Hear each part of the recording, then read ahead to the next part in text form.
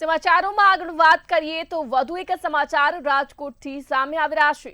રાજકોટથી આ સમગ્ર સમાચાર, જ્યાં ધોરાજીની કેનાલમાં ભાદર એક ડેમનું પાણી આવ્યું, ત્યારે કેનાલની સફાઈ કર્યા વગર પાણી છોડાયાનો આરોપ લગાવવામાં આવ્યો।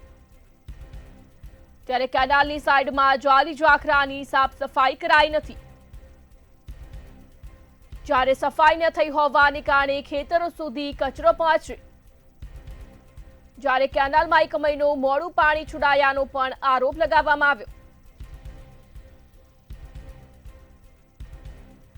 પાણી મોડા છોડાતા જ રવિ પાકના પિયતમાં વિલંબ થશે।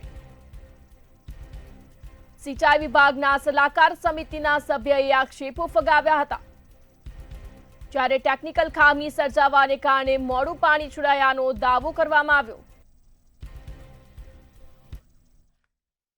હવે આ કેનાલ તો પાણી છોડવામાં આવ્યું છે।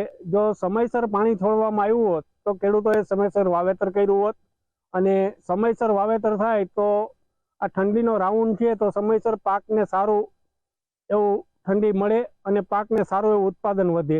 હવે સમયસર તો પાણી છોડવામાં આવ્યું નથી, આવ્યું છે તો જે છોડવાનું હતું એથી 1.5 મહિનો લેટ છોડવામાં આવ્યું છે, જેથી ખરેખર ખેડૂતોને તો આમ નુકસાની વેઠવાનો વારો છે। કહેવામાં એવું છે કે આ કેનાલ બહુ 1.5 મહિનો લેટ છૂટી છે, કારણ ખેડૂતને બહુ નુકસાની ભોગવી પડે એવી પરિસ્થિતિ છે।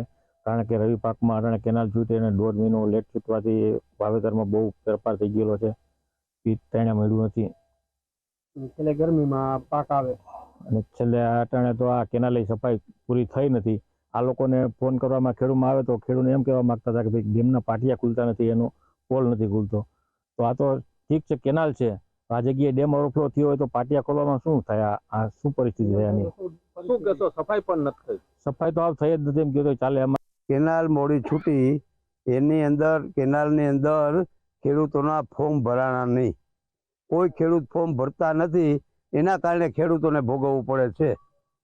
જે ખેડૂતો ફોર્મ ભરે તો સલાહકાર સમિતિ ધારે ત્યારે પાણી લઈ આવી શકે, પણ ખેડૂતો ફોર્મ ભરતા નથી, એના કારણે આ કેનાલ લેટ થાય છે।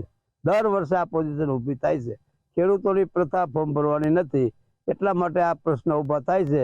સરકારમાંથી મંજૂરી માંગી કે ભાઈ પાણી છોડી દો, ફોર્મ નથી આવે તો કાંઈ નહીં, પણ જ્યાં છોડવાનો ટાઈમ આવ્યો ત્યાં પાટિયામાં ફોલ્ટ થયો, જેથી કરી પાટિયા ઉચકતા નહોતા, નીચે પણ નહોતા બેસતા, એટલે એ લોકોએ એની ટીમ બોલાવી એન્જિનિયરોની, અને એને આવી અને આ પાટિયાની વ્યવસ્થા કરી।